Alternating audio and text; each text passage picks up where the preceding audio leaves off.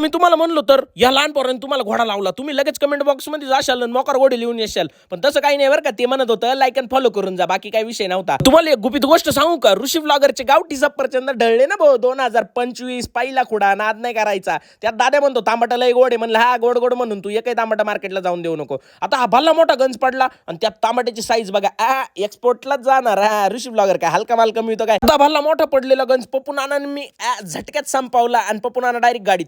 पप्पू नाना म्हणे येऊ दे जाळ्या. म्हणलं ओके नाना देतो जाळ्या तुम्हाला.